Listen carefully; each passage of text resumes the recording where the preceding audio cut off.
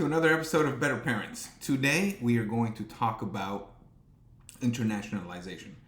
So one of the ways I homeschool my son is to hire experts on a wide range of topics around the world for one-on-one introductions and deep dives even into complex matters. They're more often than not college professors.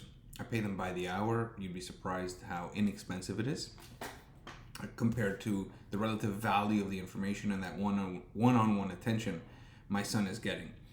Today we had an interesting scenario. We had a phenomenally knowledgeable professor on liquefied natural gas exploration and trading. He's an analyst, he's a trader, but he happens to be from South America.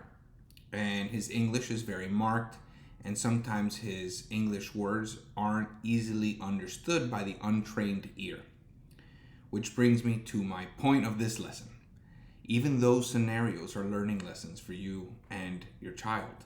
You see, in today's day and age where the world is shrinking and you're working more and more with people from around the world, it's critical for your ear to be able to understand imperfect English with a thick accent from around the world.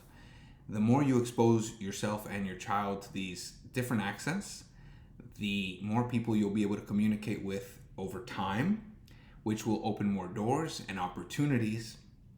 And even in the scenario today where I found my son having trouble understanding a few words, like even I heard the word reek.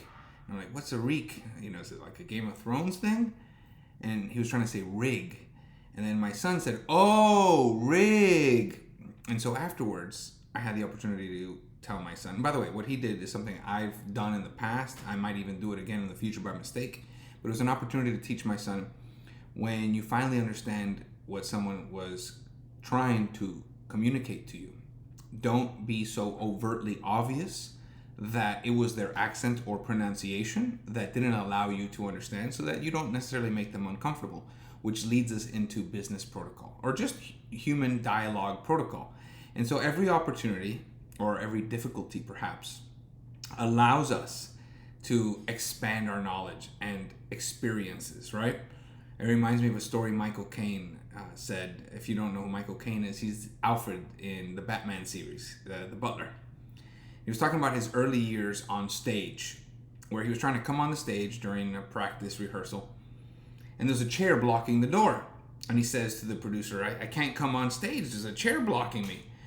And the producer says, use the difficulty. And Michael says, what do you mean? He says, use the difficulty. Is it a drama? Pick up the chair and smash it. Is it a comedy? Trip over the chair and make a big deal out of it. Use the difficulty. And this is a beautiful lesson throughout life. Today's difficulty was that my son didn't understand the accent. We're using that difficulty to tune his ear to it, to take that protocol and business manners, or just normal human-to-human communication manners, and absorb it and learn from it and categorize it in a SOP so that we can come back to it every quarter and review.